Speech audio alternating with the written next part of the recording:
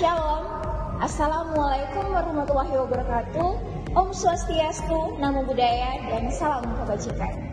Baik, pada kesempatan kali ini, kami kelompok 8 akan memaparkan presentasi kami tentang sanksi hukum administrasi. Untuk itu sebelumnya ada kata pepatah yang bilang tidak dikenal maka berkenalan. Untuk itu perkenalkan kami, saya Stiani Yasmin Bumi dengan akhir NIM 0726 dan rekan saya Cliff Awi dengan akhir NIM 727. Saya Nezala Damokuginta dengan akhir NIM 700. Saya Stefania Daloma dengan akhir NIM 705. Dan yang terakhir, saya Reno Sokop dengan akhiran NIM 773. Yang kita tahu bersama bahwa sanksi hukum administrasi adalah salah satu cabang hukum publik yang mengatur hubungan antara pemerintah dengan warga negara. Nah, baik, kita masuk dalam pengertian apa itu sanksi hukum administrasi. Sekarang kita masuk kepada pengertian sanksi administrasi. Sanksi administrasi adalah hukuman atau tindakan yang dijatuhkan oleh pejabat pemerintahan kepada seorang atau badan hukum yang melanggar ketentuan administrasi. Berbeda dengan tindak pidana, sanksi administrasi tidak perlu melalui pengadilan karena langsung dijatuhkan oleh pejabat yang berwenang. Dan tujuan dari sanksi administrasi bukan untuk menghukum, tetapi untuk menegakkan ketertiban administrasi dan mendorong kepatuhan terhadap aturan. Nah, sanksi administrasi punya beberapa bentuk, tergantung jenis pelanggarannya. Berikut beberapa contohnya. 1. Teguran atau peringatan. Misalnya PNS yang sering terlambat bisa dapat surat teguran. Yang kedua, pembekuan izin, seperti usaha dibekukan karena melanggar aturan lingkungan. Yang ketiga, pencabut izin. Contohnya, apotek yang dicabut izinnya karena menjual obat tanpa resep. Yang keempat, denda administratif. Pelaku usaha yang terlambat lapor pajak bisa dikena denda. Yang kelima, paksaan pemerintah. Pemerintah bisa menertibkan bangunan liar tanpa izin. Kita masuk pada dasar hukum dan contoh kasus.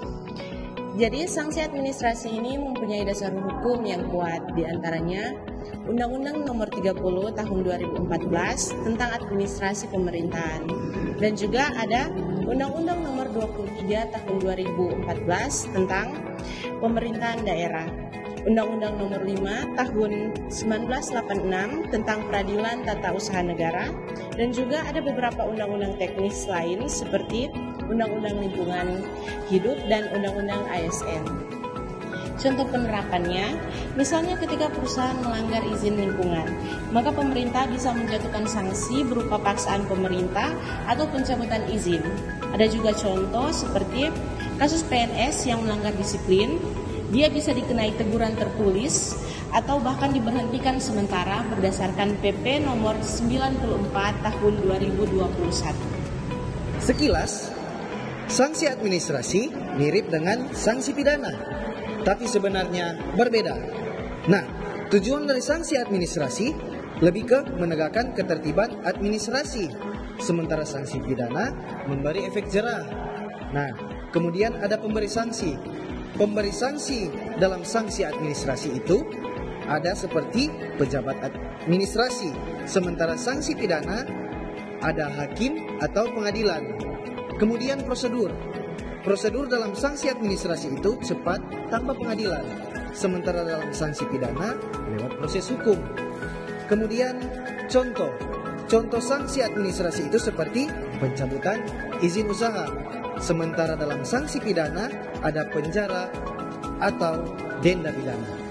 Ya, jadi dapat disimpulkan bahwa sanksi hukum administrasi bukan sekedar hukuman, tetapi alat untuk mengatur dan menyeimbangkan hubungan antara pemerintah dan masyarakat. Dengan penerapan sanksi yang tegas dan adil, diharapkan tercipta pemerintah yang tertib, transparan, dan berkeadilan.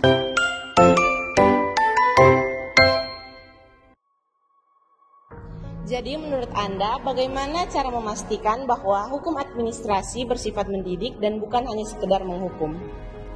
Ya, sanksi administrasi harus diberikan secara proporsional, dan berorientasi pada perbaikan perilaku, bukan pembalasan. Artinya, sanksi dijatuhkan untuk memperingatkan, memperbaiki, dan mencegah pelanggaran berulang. Oleh karena itu, asas proporsionalitas dan kepatutan dalam hukum administrasi wajib dijadikan pedoman. Selain itu, pemerintah perlu memberi kesempatan bagi pelanggar untuk melakukan perbaikan administratif sebelum sanksi berat dijatuhkan. Menurut saudara, apakah semua pelanggaran administrasi dapat dikenai sanksi ataukah perlu ada tahap pembinaan terlebih dahulu? Tidak semua pelanggaran dapat langsung dikenai sanksi.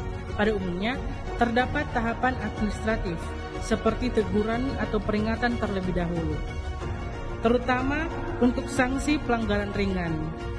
Sanksi berat seperti pencabutan izin atau paksaan pemerintah hanya dijatuhkan jika pelanggaran tidak memperbaiki kesalahannya setelah diberikan kesempatan pembinaan. Prinsip ini sejalan dengan asas keadilan dan keefektifan penyelenggaraan pemerintahan. Terima kasih. Oke.